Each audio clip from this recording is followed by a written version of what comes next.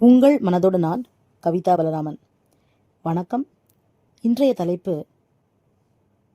இன்னைக்கு உலகத்தில் மக்கள் பார்ப்பதும் கேட்பதும் ஒரே விஷயம்தான்.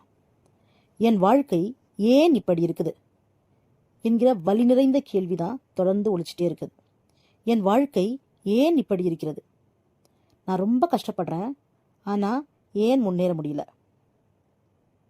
இது பணம், வாழ்க்கை, உளவியல், வலி இது மட்டும் இல்லை. இது ஏழை, பணக்காரன், உழைப்பாளி, தொழில் முனைவோர் அல்லது ஒரு சமூக பிரஜை அப்படின்னு எல்லார்கிட்டையும் இந்த பிரச்சனை இருக்குது. என்ன பிரச்சனை? என்ன கேள்வி? என் வாழ்க்கை ஏன் இப்படி இருக்குது? ஸோ இன்றைக்கு உங்கள் மனதோடு நான் இந்த வீடியோ பதிவில் நீங்கள் கேட்க இருக்கிற உரையாடல் இதுதான். என் வாழ்க்கை ஏன் இப்படி இருக்குது?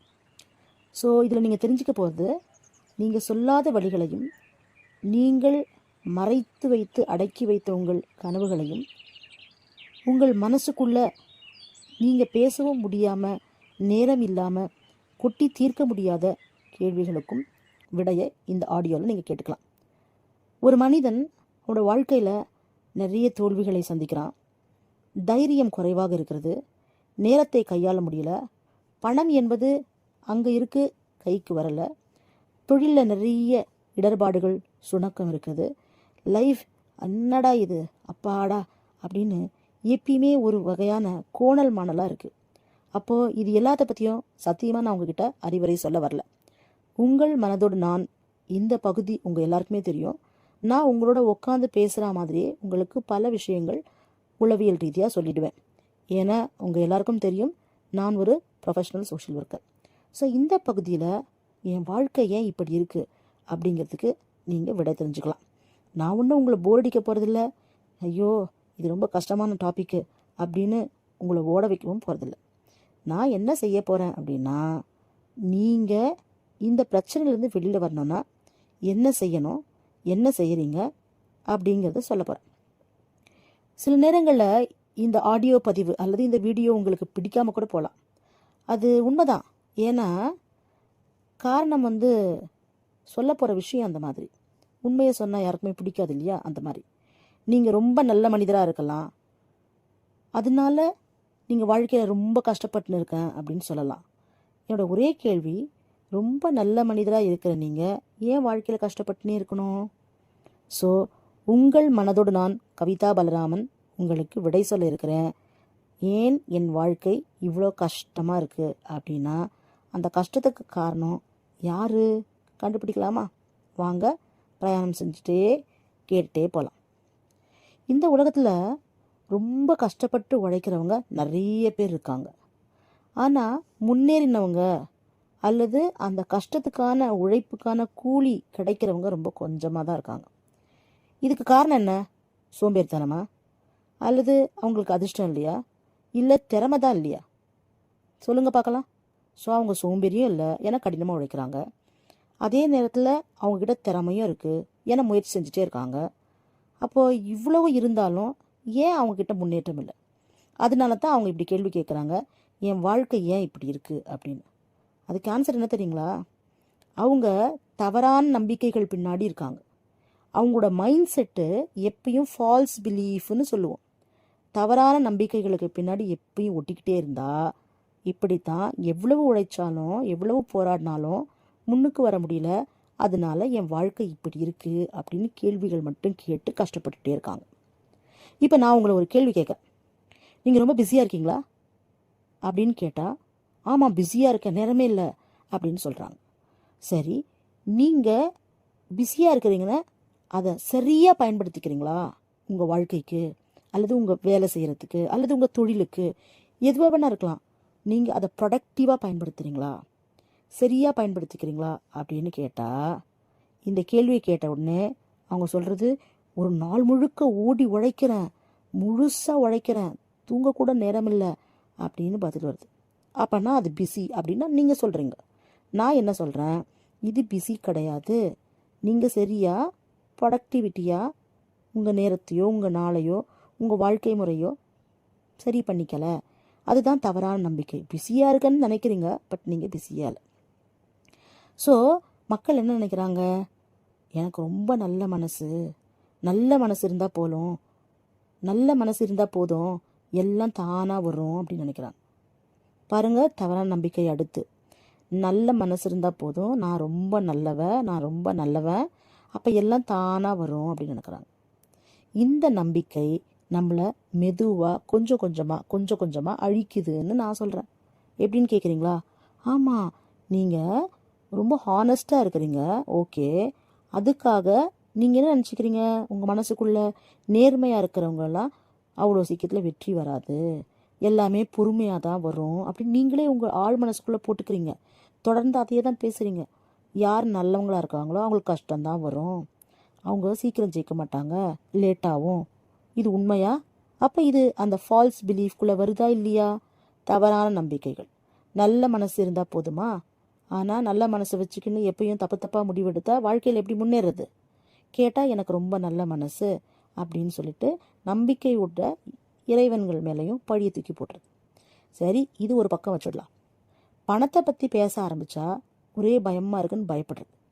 அப்போது பணம் அப்படின்னாலே அது ஒரு தப்பு, அது தவறான விஷயம்னு சைல்டுஹுட் சின்ன வயசுலேருந்து அவங்க மனசுக்குள்ளே ஏதோ ஒரு எண்ணம், கற்பனை. அது பணமா அது தேவையில்லை, பணமா அது கொஞ்சம் இருந்தால் போதும், பணமா சாப்பிட்றதுக்கு கொண்டு இருந்தால் போதும் அப்படின்னு ஒரு ஃபால்ஸ் பிலீஃப். ஆனால் அதே நபர் பணம் இருந்தால் இதை வாங்கியிருந்திருக்கலாம், பணம் இருந்தால் அதை வாங்கியிருந்திருக்கலாம், பணம் இல்லாதனால தான் இப்படி இருக்கேன். அப்போ ஒரே நபருக்குள்ள 2 விதமான எண்ணங்கள் இருந்துட்டுருக்கே. இதுக்கு என்ன சொல்கிறீங்க?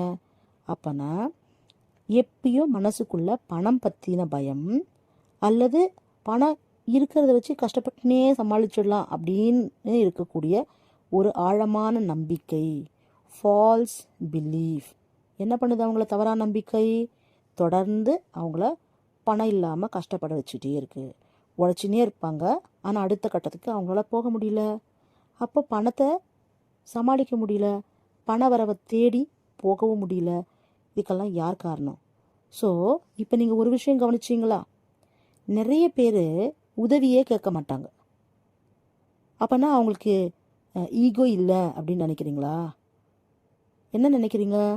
அதுக்கும் ஈகோ, அதாவது தன்மான பிரச்சனைக்கும் சம்மந்தம் இல்லை, பயம்.